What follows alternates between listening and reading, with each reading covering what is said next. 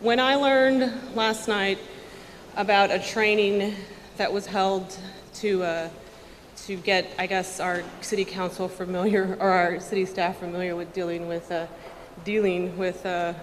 female council members, I was a combination of shocked, appalled, speechless. The characterization of women as not having an interest in financial arguments, excuse me, asking too many questions and requiring different interactions than men is unacceptable. Women don't read agenda information. We don't want to deal with numbers. Come on, this is 2015 in Austin, Texas, folks.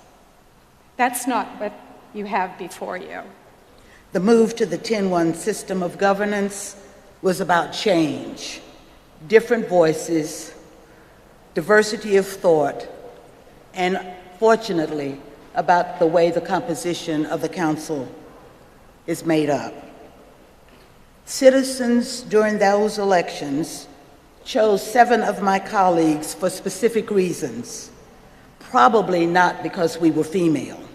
You know, the groups standing before you have legal and doctoral degrees, training in psychology and the medical fields, expertise in finance and real estate.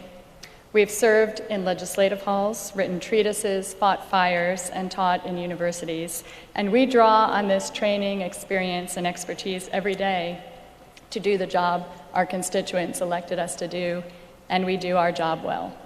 But it occurs to me today that we can also use this incident as a way to move forward, and really as a clarion call that our city doesn't just need women serving on its council and in other positions of elected leadership, but perhaps in more leadership roles throughout our organization, and that we may need, and likely do, need to see more women leaders in our city departments, on our city boards and our commissions, and in upper-level management. Some of the ideas and the stereotypes that were expressed by the speaker in the training that we're referring to are both troubling, and to many we have heard from in our community, including ourselves, insulting.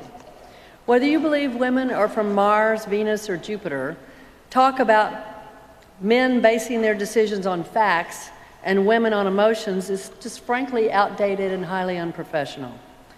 We do agree that a larger council with more diverse experience will be and is asking more questions, and that's good. That's a strength that we all bring to the table, as women and as men. And yes, these questions often involve numbers, and guess what? That's not a problem for women. Women have been managing the finances of governments, businesses, small and large, and I may add households for many, many years. So perhaps that's why so many women are being elected to office. All of us, as elected officials, strive to be great leaders. Not great female leaders, not just great for a young person, not just a great minority leader. Great leaders.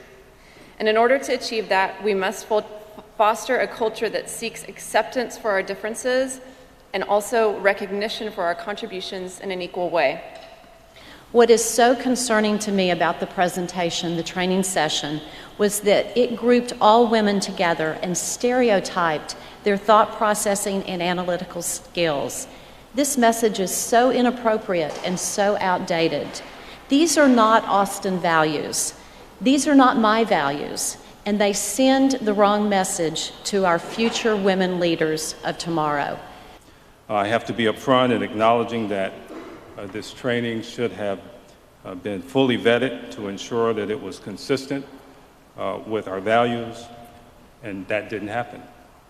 I want to assure the community, our staff, and this City Council of our commitment to a workforce that respects diversity at every level and is free of the kind of broad and stereotypical assertions made by the particular presenter. We need to do better than this, and we need to understand how we got here and to make sure that we are not here again.